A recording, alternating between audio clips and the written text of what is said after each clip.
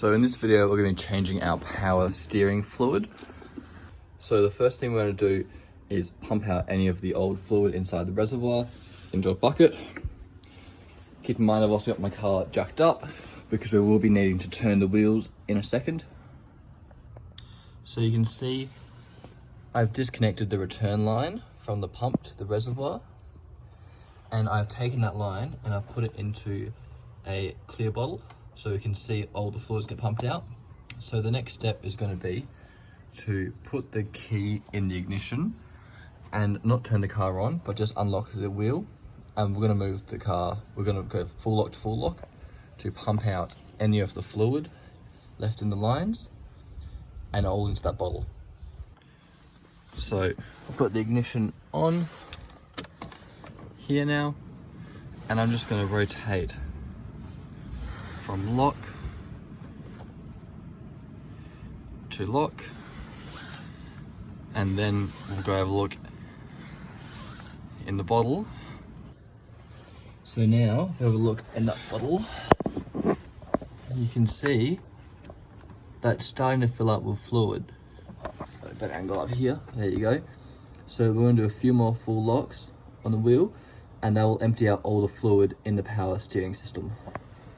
So after a few more turns of the wheel, I have taken the bottle of fluid out, just lightly reconnected that back on. I will put that clip back on, and you can see the quality of oil that came out. So this is just what came out, and you can see it's pretty nasty, and this is what it should look like when I'm going to put some new stuff back in. So it's been a good job today to get this done. So that clamp's back on now. What we're going to do is start topping the reservoir back up with the fluid. We're then going to put the cap on, start the engine, and go from lock to lock to lock. And then we're going to come back, top it up, keep doing this, and this is all about bleeding the system because there's now air in the system. So we're going to keep topping it up and keep bleeding it until we get all new power steering fluid in it, and we've bled it out. We've topped it up. Let's go start the car and turn from lock to lock a couple of times.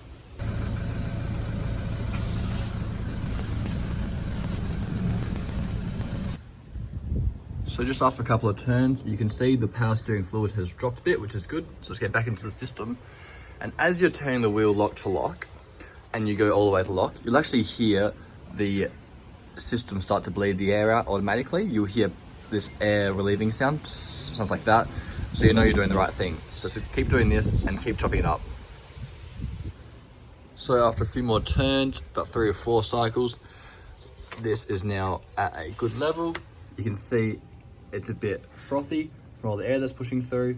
So I'm going to let this settle for 5 or 10 minutes and then do one more cycle, but it's all good. I can hear that, I can feel that it's running well. There's no fluid leaking from the pipe, so I'm pretty happy. The last thing you might want to check is just make sure that you've put the right amount of power steering fluid back in.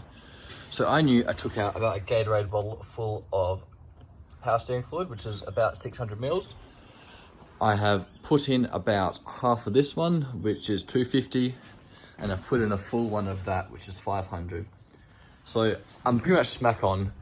I've probably topped it up a bit too high. I'll take a little bit out, but other than that, I'm pretty happy, guys. Thanks for watching.